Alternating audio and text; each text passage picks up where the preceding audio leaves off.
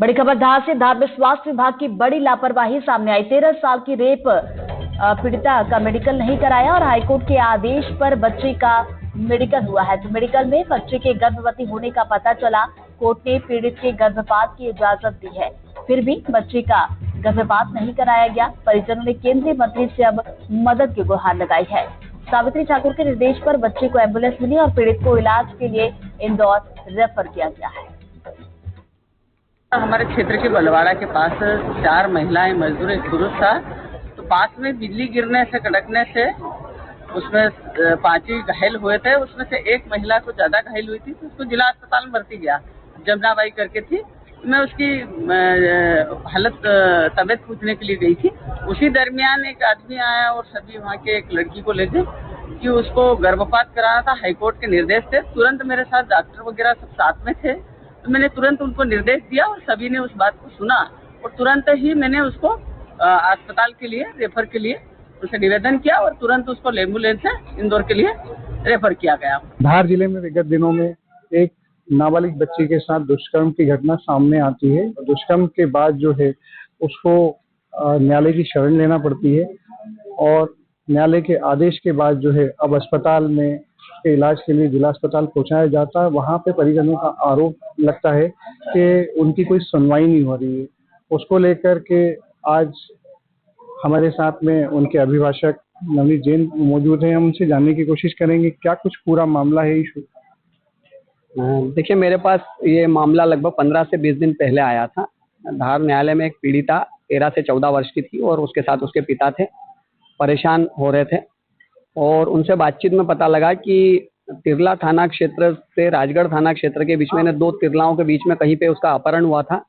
कि बालिका बहुत छोटी है, इसलिए वो पूरी जानकारी स्पष्ट रूप से बता नहीं पा रही थी और अपहरण के बाद गुजरात ले जाकर उसका बलात्कार हुआ था। तो पीड़िता के पिता का चूंकि कहना था कि पुलिस हमारी मदद नहीं कर पा रही है, तो उनकी ओर से हमने एक निजी परिवार व्यवस्था होती है भारतीय व्यवस्था कानून की, उससे परिवार दाखिल करवाया मैंने। लेकिन एक और चीज पता चली कि पीड़िता उस घटना के कारण गर्भवती हो चुकी है और इसलिए माननीय उच्च न्यायालय खंडपीठ इंदौर में तत्काल वेकेशन के दौरान उसकी ओर से एक पिटीशन फाइल की गई, जिसमें हमने अनुमति मांगी कि पीड़िता की आयु को देखते हुए, उसके स्वास्थ्य को देखते हुए उसे सुरक्षित गर्भपात की अनुमति दी जाए। माननीय हाईकोर्ट द्वारा अनुमति दी गई और 27 तारीख को सुबह 11 बजे मेडिकल बोर्ड धार में उसे उपस्थित होने के लिए निर्देश दिए गए थे।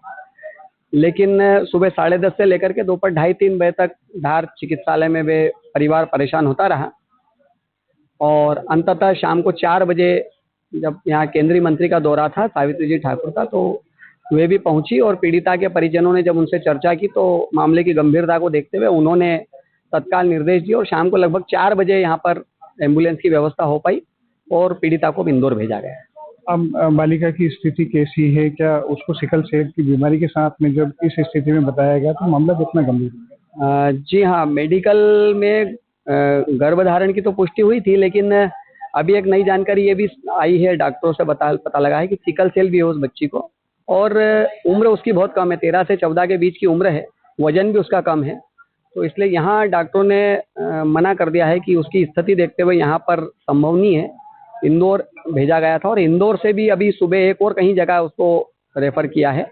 इंदौर में भी यानी 2 जगह उसका रेफर हो चुका है वो, और अभी भी बालिका कमजोर है, ये जानकारी आ रही है।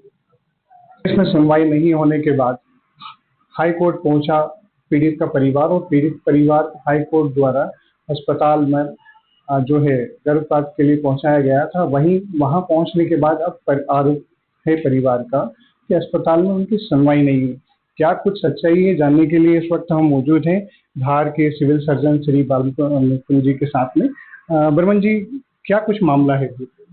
ये पेशेंट कल 27 तारीख को 12 बजे के आसपास हमारे गवर्नमेंट डिस्ट्रिक्ट हॉस्पिटल धार में आया है। मेरे क्लास 1 डॉक्टर्स ने इनका एग्जामिनेशन किया है, रूटीन इन्वेस्टिगेशन कराए हैं। 18 सप्ताह के आसपास इसकी प्रेगनेंसी थी इस पेशेंट की और इसको प्रायोरिटी बेस पे इसको हमने मेडिकल कॉलेज लेवल पे रिफर किया है। इसके साथ मरीज को सिकल सेल की बीमारी भी थी। ये हमारे लेवल का केस नहीं था, इसलिए इसको हमने मेडिकल कॉलेज पे रिफर किया। अब पीड़ित का जो परिवार है वो इस तरह के आरोप लगा रहा है कि उनकी सुनवाई नहीं होने, किसी ने पूछा नहीं हॉस्पिटल में, वो इलाज के लिए भटकते रहे। नहीं, कोई ऐसी कोई बात मेरे हिसाब से तो कहीं डाइजेस्ट नहीं होती है, क्योंकि उसकी ओपीडी स्लिप देखी 12 बजे के आसपास की है और 3 से 4 घंटे तो रूटीन इन्वेस्टिगेशन और एडवाइस में लगते हैं। तो देखिए, पीड़ित परिवार जो है न्याय की गुहार लगाने के लिए जगह जगह भटक रहा था। उसके बाद जिला अस्पताल भी पहुंचा। यहाँ पर उसकी स्थिति को नाजुक देखते हुए इंदौर रेफर किया गया। अब वहाँ पर आगे उसका इलाज होगा। अब देखना होगा कि बच्ची को जो है इंसाफ कब तक मिल पाएगा। साबिर खान, NDTV, धार।